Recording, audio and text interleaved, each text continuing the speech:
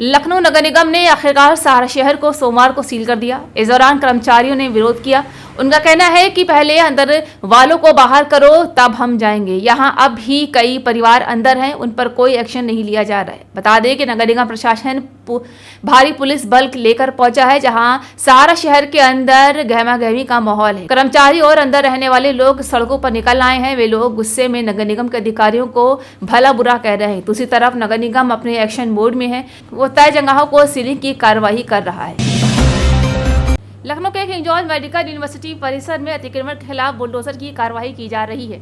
आज करीब 1.5 एकड़ जमीन को अवैध कब्जे से मुक्त कराया जाएगा। इन अतिक्रमणकारियों को केजीएमयू प्रशासन ने नोटिस दिया था। अब कार्रवाई के बाद अतिक्रमणकारियों ने कहा है कि उनके घर नहीं है, अब वो कहां जाएंगे। केजीएमयू परिसर में अतिक्रमण के खिलाफ 6 महीने के अंदर ये दूसरी कार्रवाई है।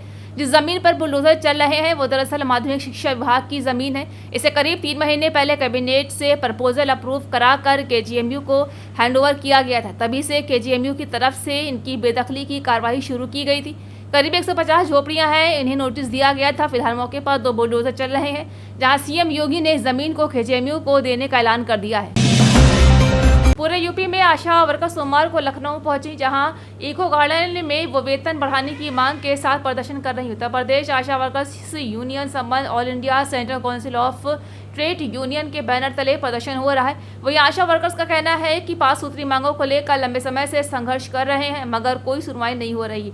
उमस भरी गर्मी में आशा वर्कर्स हंगामा और नारेबाजी कर रही हैं। उनका कहना है कि सरकार उनके कामों को नजरअंदाज कर रही है। बिहार में चुनाव करीब है और सभी राजनीतिक दल अपनी तैयारियों में जुटे गए हैं। असदुद्दीन ओवैसी की पार्टी IMIM ने बिहार में अपनी ताकत लगा दी है। जहां बिहार के बहादुरगंज पहुंचे ओवैसी मंच से मोहम्मद सल्लल्लाहु अलैहि वसल्लम पोस्टर, विवाद और वक्फ कानून पर क्या बोले हैं, आइए जानते हैं।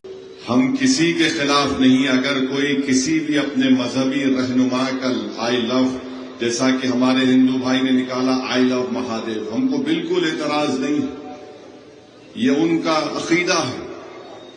अगर हम आई लव मोहम्मद का पोस्टर लेकर चलते हैं, इसमें कौन सा गैर कानूनी काम है? इसमें कौन सी ऐसी बात है जो किसी को हिंसा पर या तशद्दुद पर या वायलेंस पर उकसाता है?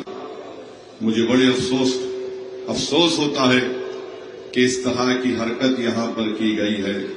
मगर आप लोग समझिए, हम मुसलमान मोहम्मद सल्लल्लाहु अलैहि वसल्लम को हमारे माँ बाप से ज्यादा क्यों चाहते हैं? हम अपने बीवी बच्चों से ज्यादा क्यों चाहते हैं? हम दुनिया की सारी नेमत और दौलत से ज्यादा क्यों चाहते हैं? इसलिए चाहते हैं कि हम उन्हीं की वजह से मुसलमान हैं। हम उन्हीं की वजह से मुसलमान हैं। उन्होंने हमसे कहा कि तुम अल्लाह की इबादत करो जो जमीन और आसमान का खालिक है, और किसी की मत कहो। तुम अल्लाह को रब। नीतीश कुमार, मोदी, चिराग पासवान और कुशवाहा साहब ने मिलकर एक ऐसा गंदा कानून बनाया है जिसके जरिए से हमारी मस्जिदों को छीनना चाहते हैं। मेरे भाई, मुत्तहिद रहिए। आपने देखा कि भारत की पार्लियामेंट में जो लोग कहते थे ये ओवैसी क्या करेगा, अल्लाह का बहुत बड़ा करम है कि अल्लाह ने अपने हबीब के सदक़े में मुझे बोलने की सलाहियत से नवाजा, और मैंने भारत की पार्लियामेंट में आप तमाम की तरफ से खड़े होकर कहा, हम इस काले कानून को नहीं मानते, ये बाबा साहिब अम्बेडकर के बना हुए संविधान के खिलाफ है। मैंने दस्तूरी कानूनी दलाइल देकर इस वक्फ कानून के एक एक सेक्शन की धज्जियां उड़ाकर आखिर में कहा, सुनो मोदी, अमित शाह, हम अपनी मस्जिद का सौदा नहीं कर सकते। मैंने उस कानून को फाड़ कर भारत की पार्लियामेंट में रख दिया। बदायूं से समाजवादी पार्टी के सांसद आदित्य यादव ने सत्तारूढ़ भारतीय जनता पार्टी पर निशाना साधते हुए कहा है कि वो हर वर्ष 2027 के उत्तर प्रदेश विधानसभा चुनाव को हिंदू बनाम मुस्लिम बनाकर और समाज को सांप्रदायिक तथा जातिगत आधार पर विभाजित करके जीत हासिल करना चाहती है। आइए जानते हैं आगे और क्या। समाजवादी पार्टी ने जहां 2024 में PDA का नारा दिया और उत्तर प्रदेश के अंदर सभी पिछड़े समाज जहां एकजुट होकर समाजवादी पार्टी के सहयोग में और 2024 के चुनाव में एकजुट दिखाई दिए। तो आज जो ये पीडीए साइकिल यात्रा, इसका भी संदेश गांव-गांव तक जाके गुन्नौर के अंदर जितने भी पिछड़े समाज के लोग, जितने भी वो लोग कहीं ना कहीं जो हम लोगों से अलग हैं या दूर पाए जाते हैं, उन सबको एकजुट करने के लिए गांव-गांव तक पहुंच के साइकिल के द्वारा सभी को अपने साथ जोड़ने का प्रयास किया जा रहा है।